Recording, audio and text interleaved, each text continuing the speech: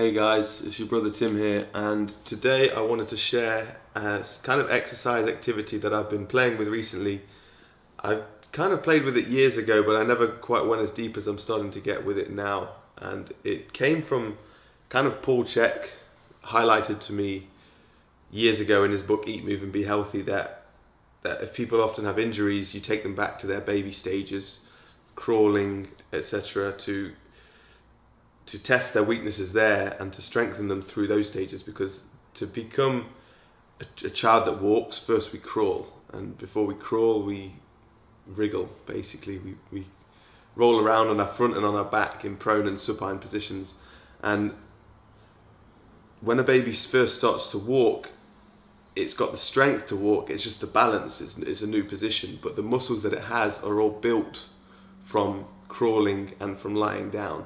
And so they're really incredibly strong in the core, and so with that, just that theory in mind of like their strength to walk and crawl comes from them lying down, and just essentially it looks like they're squirming, but they're building stability as they're moving their legs and their upper body, and they're able to like roll over onto their fronts. And so I've been playing with that concept, and I think I'm playing with variables. The thing with the body, people want, give me 10 reps of this, tell me what to do. Oh, I've got a hip issue, tell me what exercises for my hip. And it's, as I've said before, and you already know this by now, it's so much more complicated than that.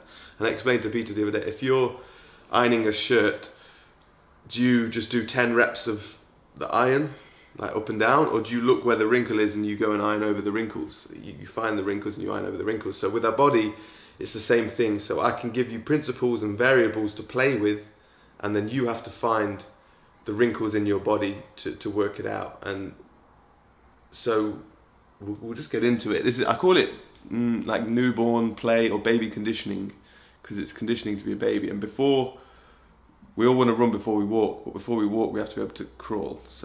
And before we crawl we have to be able to hold our legs and arms in the air. We'll get into it. So welcome to my floor. I don't know if you want to come. How's the lighting, Peter? Yeah, you alright? right, Good? Yeah, cool. We'll get into it. Oh yeah, my hair's tied up today for the first time since I've grown it. So the two variables of being a baby are on your front and on your back, prone and supine, as we say. So we'll start on the back, as most people put their babies on their back. And then your variables from here are you can lift your legs and you can lift your upper body. And with that, we want the lower back to stay flat. So I'm going to start with the legs. Funny noises from the back, and I'm driving my lower back into the floor, keeping my legs kind of neutral, not just like open, although these are other variables to play with as well, is external and internal rotation. And lowering my legs slowly to the floor, but keeping my lower back pressed. Because so many of us, our lower backs want to curve up when we drop. We've got tight lower backs. And I really think the lower back is linked to a weakness in the front that's stabilising the lower back. So for most people, obviously there's different cases, but for me especially, I can tell that the more I can try and drive my lower back down, and what I'm looking for essentially is shakes. Trying to find where my body wants to shake, and that's like CD skipping, because that's where the wrinkle is. The shakes for me highlight where the wrinkle is in my body that needs to be ironed out, the connection needs to be re-established with the muscles.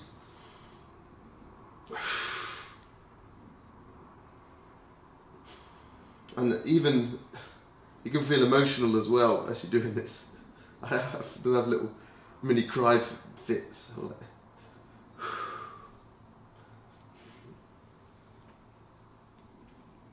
Really, the focus is all on driving my lower back down, and that's really making this work.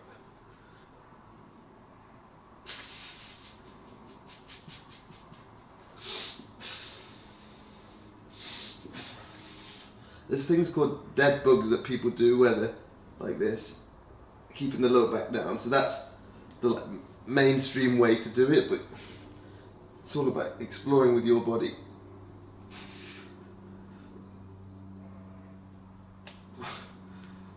So I'll take a break from that. As I said, the other variable, that's kind of more of a legs up, but I like to lift the upper body a bit as well. It speeds up the process of getting into tension. So the other variable is just to focus so I can hook my feet on these kettlebells, or without it, and just lifting, keeping the feet down, trying to drive the lower back in, lifting from the upper body, and I can play with side to side a bit, because you can then target more of that unilateral part of the core.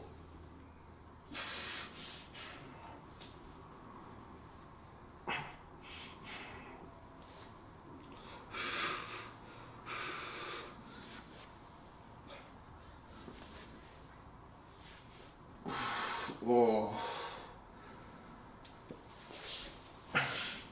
So those are the first two variables, and there's a third variable which I play with, which is bridging basically. And so you've got the two folds, legs, the upper body, and then bridge would be to lift the hips. Now, I don't know if I've got the room here. If you can do it,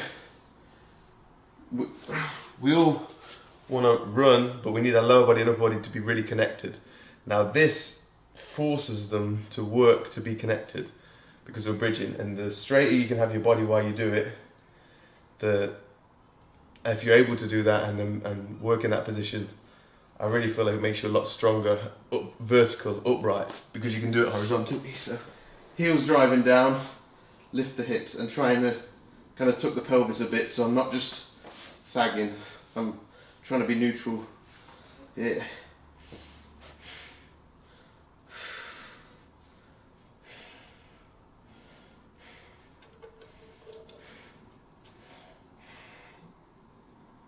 And then you can play with lifting the leg, lifting the leg. I'm trying to make the hip not drop, my hip still drop quite a bit. So it's good to stay just on 2 feet till you're really ready. And you can just wriggle around, play with the hip position. You can come in closer if you need to. It's good to kind of work 3 positions, so you'd want to work right in, really drive, one leg, go halfway, really drive, one leg, and then you can go full length.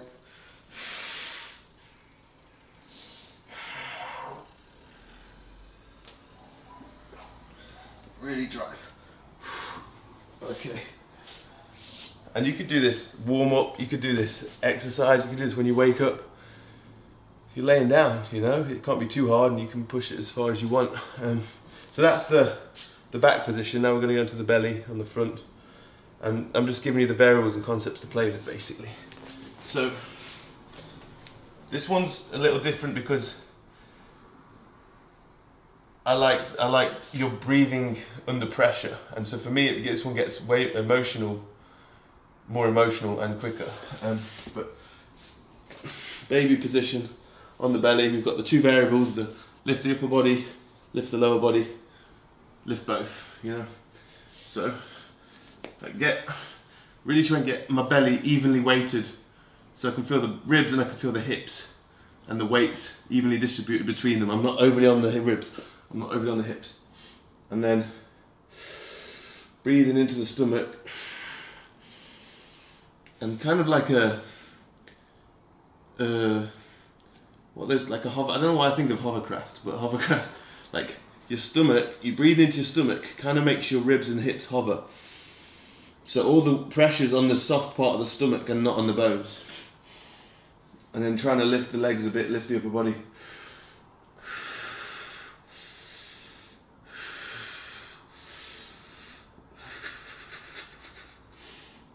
And I can feel my lower back wanting to shake.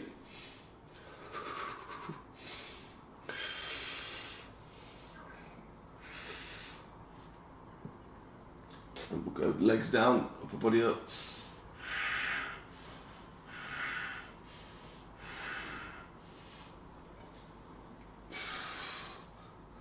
Side to side, and then we'll go focus on the legs. Straight legs, wide legs, bent legs. I can feel my hips really working here. Ooh.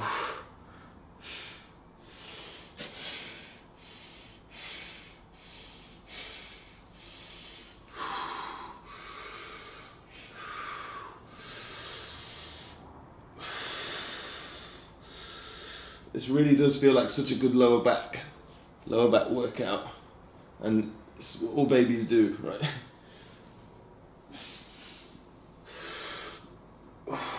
Right. Oh. So those are the two variables, the up and the back, and then the third variable, as we know, is the bridge. So you can do it knees, you can do it feet. Just want a second for my lower back to reset, maybe child's pose. Oh. So we're searching for shapes. We're searching for the core. Yeah, you know what it feels like when the core works, right? There's no sharp pains, there's no harshness, there's no reps, there's no like joints getting like overly worked. It's just the body working as one unit to lift, you know, all things anchoring, working down, pulling down to lift your upper body, pulling forward to lift your lower body, both anchoring.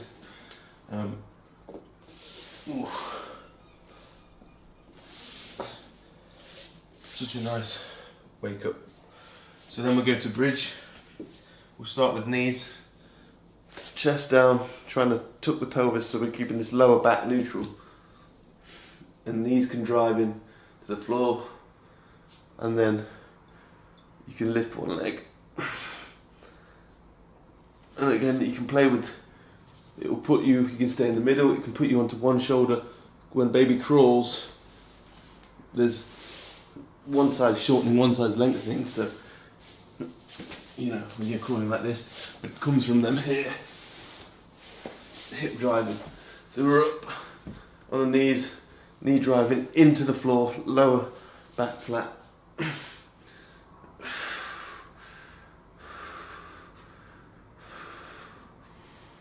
And then playing, this one's a good one to play internal and external on the knee. So outside of the knee, driving in, and you'll feel what part of the hip that activates. And then you can, inside of the knee, driving in and feel what part of the hip that activates. So that's external, hip open, hip closed, overly closed, driving in, and I can feel that going up into here.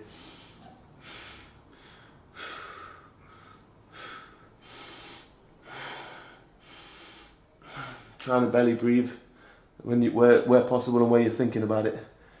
Filling the diaphragm in the belly, lower back. And then we can lift, we can go feet, you can go toes. You're not going to go as high here. Tuck the pelvis.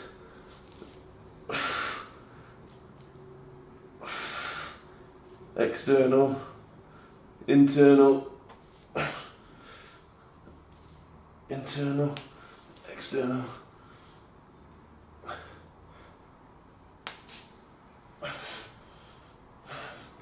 Activate the quads, bend the legs, play around, toes.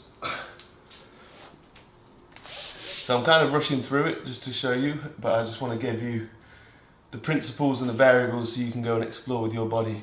And like I say, you could do this as a warm-up to the day, like wake up, rather than yoga, like go through your baby, like go back to being born, humble yourself back to that stage of life and honour where you came from in order to build the strength that you're able to be the human that you are, and then fill in those gaps of what's been knocked out of you since you were a child or a baby and had that strength.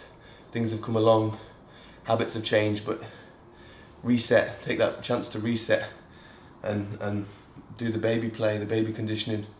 So those are the principles, basically are front and back, then you've got lower body, upper body lift, and then bridge, and then you can play with internal where things are rotating in, external where things are rotating out or opening and closing, and then you've got one side at a time, so you can be playing on one limb and the other limb to really challenge the core.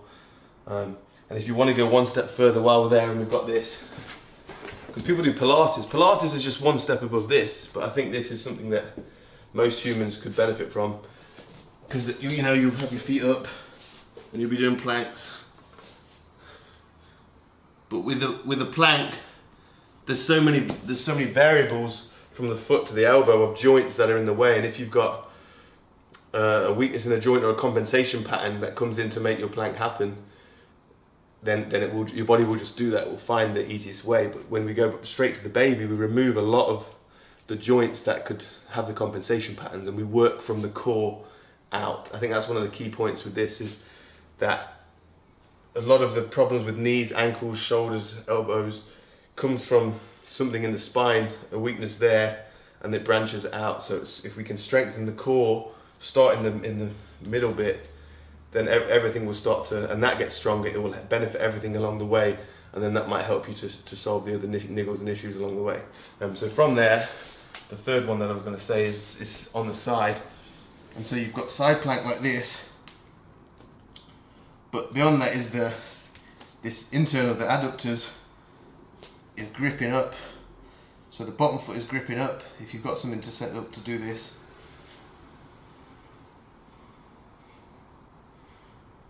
that's working this internal chain that a lot of us have got some weaknesses in, and this is through our nervous system, through traumas and shocks and stress. It's our adductors that hold a lot of that stress, and so we want to work to strengthen these and to release these. So that's just a good one for that.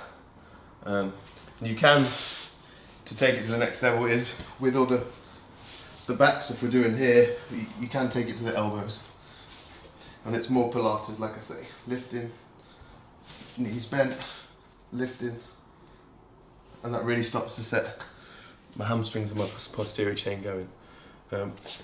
Come back around here. So that was just a quick rundown of, I call it baby conditioning. I just wanted to share that with you for you to experiment with. Maybe you play with that stuff, but I think it's really stripping us back to the beginning to help our posture, to help our stability from the deepest rooted level where it came from in the first place. And I hope you got something out of it and you maybe have a play with it. What I love about it is it's intense, but it's not intense. Like, you get to lie down while you do it, and this is the stuff we make being human so complicated and working out quite complicated, and it can be fun to do that, but to get back to the roots of it, when we were a baby, it wasn't hard. It was just exploration, and it can be back at that. Stay tuned, because I've got some other stuff to go with this. And you know, when I made the formula, and I was like, most of the stuff in the formula was accessible, but functional patterns was one of the most important parts, was postural correction, and that was my source of postural correction, and it's not accessible at all, really, very easily. This is solving it in a much more accessible way, in a much more simple way that's innate in all of us, which is great, because that's what we wanted. We wanted this to be simple solutions that everyone can access, and everyone can access a floor, and you just need the principles and to go play. So hopefully that's helped with that. I've got one other thing that me and Pete will make another video on, specifically to help release traumas and blocks in the body. But that, along with this, I think there's a formula that everyone can do at home that's coming along, and we'll keep you updated. So thanks for watching, and I'll see you on the next one.